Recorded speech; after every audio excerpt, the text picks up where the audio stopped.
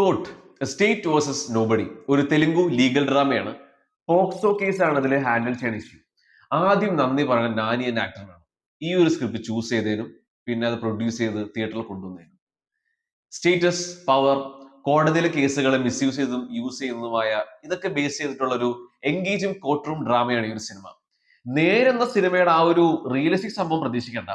പക്ഷെ എന്നാലും ഒട്ടും ബോറടിക്കാണ്ട് 2.5 മണിക്കൂർ തിയേറ്ററിൽ സിനിമ നമ്മളെ പിടിച്ചിരുത്തും.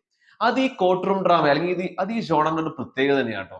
നമുക്കറിയാം ഏകദേശം എന്താണ് ക്ലൈമാക്സ് സംഭവിക്കാൻ പോണേന്ന്. പക്ഷെ എന്നാലും നമ്മൾ ഭയങ്കര ആങ്സൈറ്റിയോടും ക്യൂരിയോസിറ്റിയോടും ടെൻഷനോടും നമ്മളിങ്ങനെ നോക്കിക്കൊണ്ടിരിക്കും. ആ ഒരു പട്ടികയിൽ ചേർക്കാൻ പറ്റിയ ഒരു well executed court room drama തന്നെയാണ് കോർട്ട് സ്റ്റേറ്റ് വേഴ്സസ് നോബഡി. നമ്മൾ ജനഗണമനയിൽ പൃഥ്വിരാജിന് വേണ്ടി കൈയടിച്ചു, അതേപോലെ തന്നെ നേരിൽ മോഹൻലാലിന് വേണ്ടി കൈയടിച്ചു.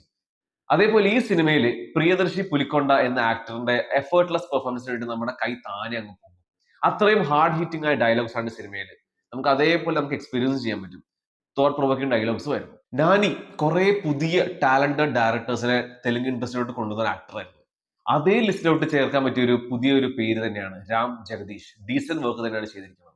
Screen play by Ram Jagadish, Karthikeya Srinivas, Vamsidhar സിരിഗിരി.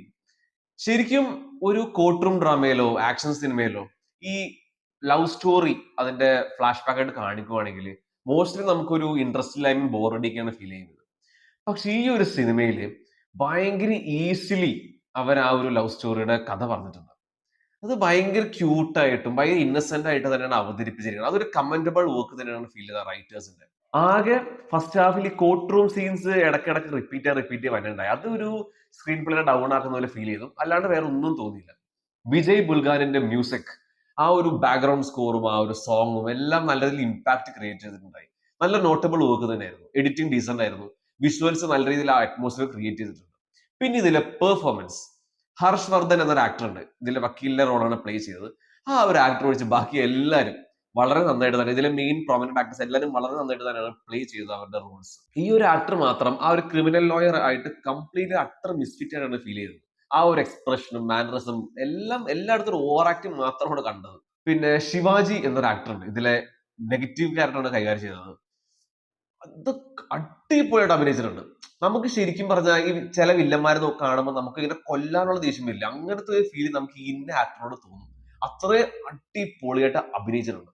പിന്നെ ഇത് ലവ് സ്റ്റോറിയുടെ കഥാപാത്രങ്ങൾ ചെയ്ത 2 പേരും അവര് സൂപ്പറായിരുന്നു. ഹർഷവർദ്ധനും ശ്രീദേവി. എന്തൊരു മനോഹരമായിട്ട് എന്തൊരു ഭംഗിയായിട്ട് അവരുടെ ക്യാരക്ടേഴ്സിനെ കൈകാര്യം ചെയ്തിരിക്കുന്നത്. അവരാണ് ആ ഒരു ലവ് സ്റ്റോറിക്ക് ലൈഫ് കൊണ്ടുവന്നത്. എസ്പെഷ്യലി ഹർഷവർദ്ധൻ ഇമോഷണൽ ആണെങ്കിലും റൊമാൻസിലാണെങ്കിലും ആ ക്യാരക്ടർ അവരുടെ സേഫ് ആയിരുന്നു. പി സായികുമാർ, റോഹിണിയും അവരുടെ റോൾസിൽ ഷൈൻ ചെയ്ത് തന്നെ പോയിട്ടുണ്ടായി. ഇനി നെഗറ്റീവ്സിനെ പറ്റി പറയുകയാണെങ്കിൽ ആദ്യം പറഞ്ഞ പോലെ തന്നെ ഇതില് ഈ പോക്സോ ആക്ടിനെ ഭയങ്കരമായിട്ട് മിസ്യൂസ് ചെയ്യുന്നുണ്ട്. ഇങ്ങനെ കുറെ ബ്രൈബ് ഒക്കെ കൊടുത്ത് ഫോൾസ് വിറ്റ്നസിനെ കൊണ്ടുവന്നിട്ട്. സോ ഈ ഫോൾസ് വിറ്റ്നസിൽ കൊണ്ടുവരുന്ന ഓരോരോ ആക്ടേഴ്സ് അവര് അഭിനയിക്കുന്നത് നമുക്ക് തന്നെ മനസ്സിലാവും. അത്രയും ഫേക്ക് ആയ ഒരു ആക്ടിങ് എല്ലാവരും each and every one, doctor ആണെങ്കിലും പിന്നെ വേറെയും കുറെ ബൈ സ്റ്റാൻഡേഴ്സിനൊക്കെ ഇവരെയൊക്കെ കുറച്ചും കൂടെ ഒറിജിനാലിറ്റിയിൽ അഭിനയിപ്പിക്കുകയായിരുന്നു. കുറച്ചുകൂടെ ഒറിജിനൽ ഫീൽ കൊണ്ടുവരുമായിരുന്നു അവിടെ. പിന്നെ ക്ലൈമാക്സ് ആവുമ്പോൾ നമുക്ക് അറിയാം ഏകദേശം പ്രെഡിക്റ്റബിൾ സംഭവമാണ് ആവും പോണേന്ന്. അപ്പൊ നമ്മുടെ ഇൻട്രസ്റ്റും ക്യൂരിയോസിറ്റിയും ചെറുതായിട്ട് ഡൗൺ ആവുന്ന ഒരു ഫീലും നമുക്ക് വരും. പക്ഷെ ഓവറോൾ നോക്കിക്കഴിഞ്ഞാൽ ഒരു well executed court room drama തന്നെയാണ് ഈ ഒരു സിനിമ വിത്ത് ഇന്റൻസ് പെർഫോമൻസസ്.